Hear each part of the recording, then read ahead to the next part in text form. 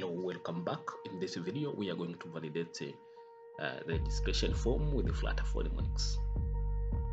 So we have different fields to validate with the submit or register button. So when clicked, each field is evaluated.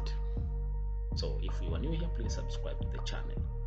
Now, let us get started.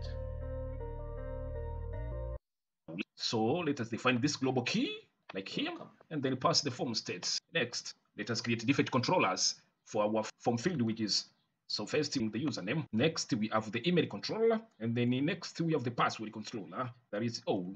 Next, let us clean the widgets when disposed.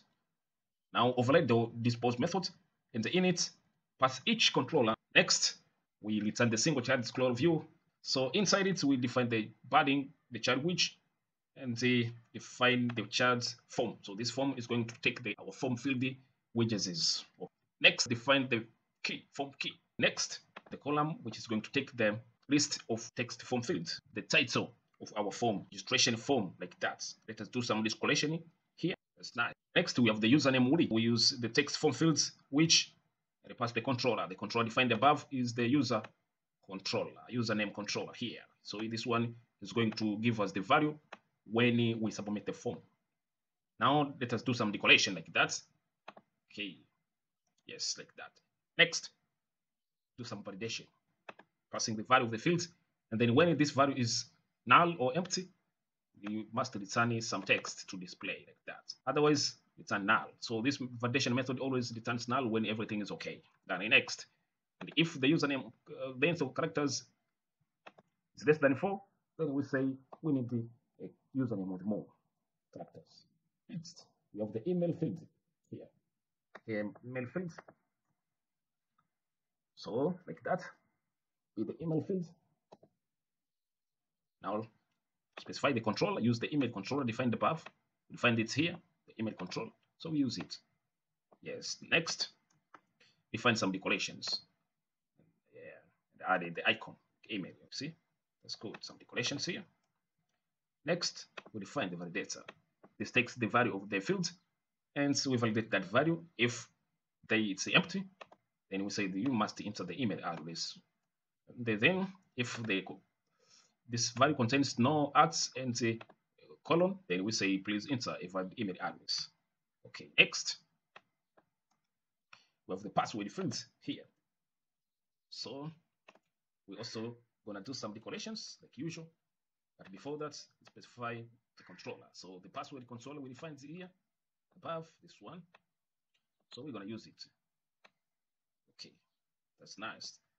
So then for the password, always add the contents like that. That's why we use obscure text true, and we specify the character true. This. Okay, that's nice. Okay, next we add some more decorations like that, and do some validation as usual. The validator method passing the current contents of the field, and then check if it's null, then we say it is empty, and always make sure the password is strong with the length of the characters, not less than 8 characters. Next, we're going to define the confirm password field that the user must always confirm with password. There's some decorations like that, and then do some validations. So the validation is if it is empty, we say please enter the password, this one.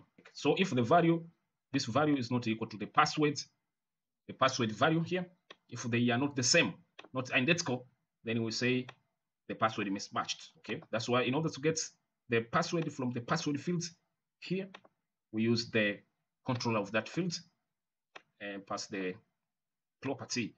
Yes, the attribute text gives us the current text contents in that field. That's why we are now here comparing it. So making it, if it's not the same, that's, we say now the password is mismatched. Okay, that's nice.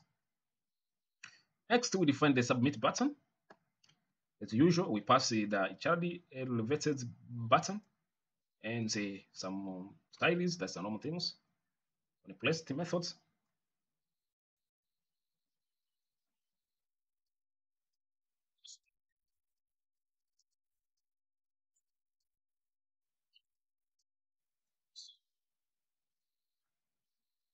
the text register now.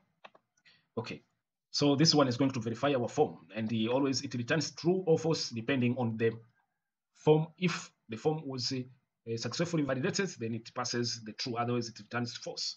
So if it returns true, here is where we know now that our form was correct.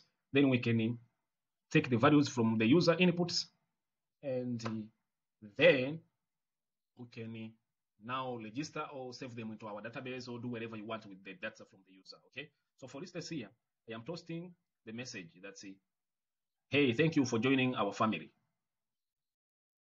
Okay, yes, like this. Let me show you. So if you don't enter anything, then you are told that you need to fill. So for instance here, I'm filling please choose a username to use. Let me say it's a single character, which is not less, which is less than 4 characters. So if I click again, then you'd say too short username, choose a username with more characters. Okay, that is nice. So now I say, let me, yes, that is nice. Now an email address, say John, only that. Then imagine if you don't say it's a valid email address, then this passed, but this one is not a valid email address, so you need to enter a valid email address. You can say email.com. That's good, okay? So if we click register now, it's good. Next is the password. So you just get the password, which if it's this password, the length of the password's characters must be 80 characters. So make sure you have the password editor. Okay.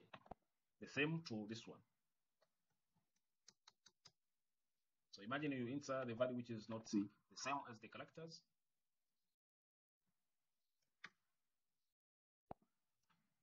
Now, password mismatch. So you have to make sure you enter the exactly number of characters depending on it. Okay, like that.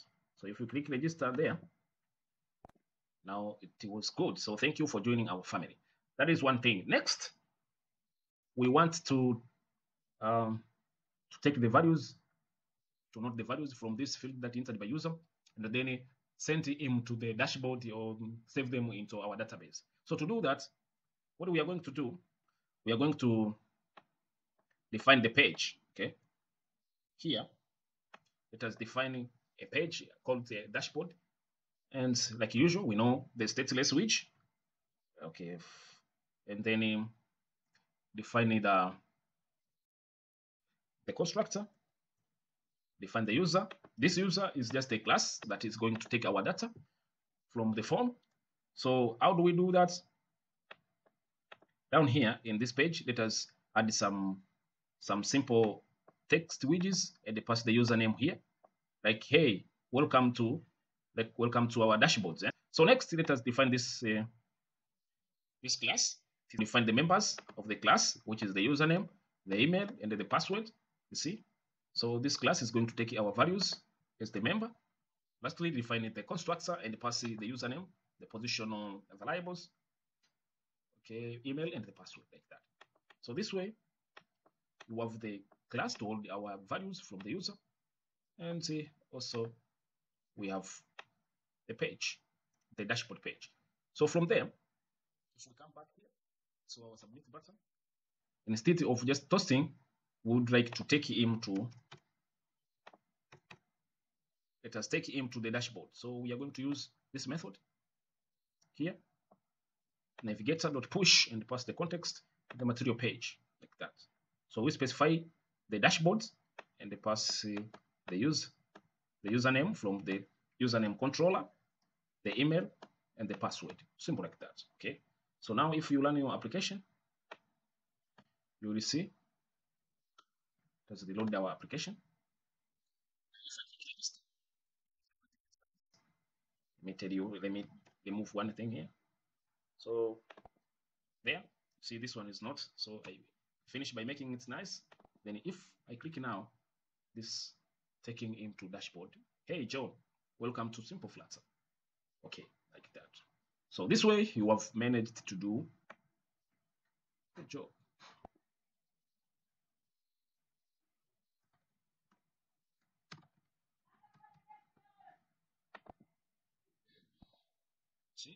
Hello, please. So anything you write here is what is going to be taken. See, like that. Okay, so this way you have managed to create the form and get the values from the form.